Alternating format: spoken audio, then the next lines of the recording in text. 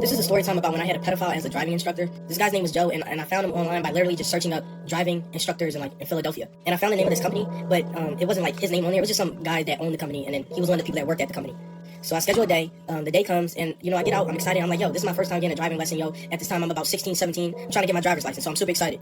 My first time hopping in this car. He was a super cool guy. You feel me? Chill guy. He was an older guy, maybe in his 60s, 70s, but he looked like he was kind of like 80. Since the guy probably had done some drugs, and he smoked this and that, etc. He was a bald guy.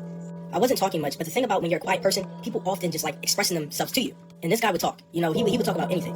The first thing that he did that was super suspicious to me was the time that when the first time he showed me pictures of his girl. Now this guy is about he looks damn near like he's in his 80s, and he showed me pictures of his girl, and his girl is maybe 20s. This is how old his girl is.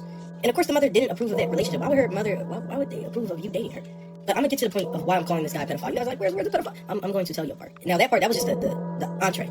So, the first time I scheduled my second time, and I hop in the car and we're driving around, we're talking. At this point, we're pretty much, accustomed to each other, and we're riding around, he's teaching me things like that. Then this guy tells me a story about one of the people that he taught. One of his students was a young girl, and he knew her dad.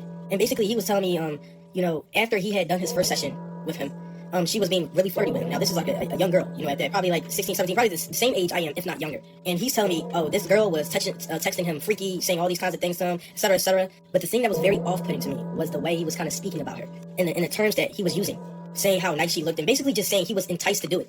And as we're driving in the car, as he's explaining the story, this guy has the nerve to do a physical example to me by taking his hand. He takes his hand, and as I'm sitting here in the passenger seat, I'm not really talking much. I'm just listening, because I'm like, at this point, I feel creeped out. I'm awkwarded out, bro. Because I'm like, you're old ass man. Why are you being enticed by this 16, 17-year-old, maybe even 15-year-old girl, bro? And you know her father. And he said it himself. He was like, oh, if her father knew, he would kill me. And I'm just like, I'm not even asking for any more of the story. So then this guy, while he's driving, he takes his hand, and as he's explaining this story, I don't even know where this story led. He takes his right hand, and he puts it near, the right here on my thigh. He takes his right hand and he puts it on my thigh, bro. And yo, at that point, bro, I knew I was never, ever in my life going to schedule anything again with this guy, bro. And even when I was 16, 17, I was a pretty big guy, you feel me? If I wanted to, I could really hurt this guy. That caught me so off guard, bro. I don't even like being touched in general, bro. But yo, that right there, bro, that was like, yo, I'm like, yo, I'm never scheduling another driving class with this guy. This guy's vibe, bro, threw me off, bro. This dude's vibe threw me off.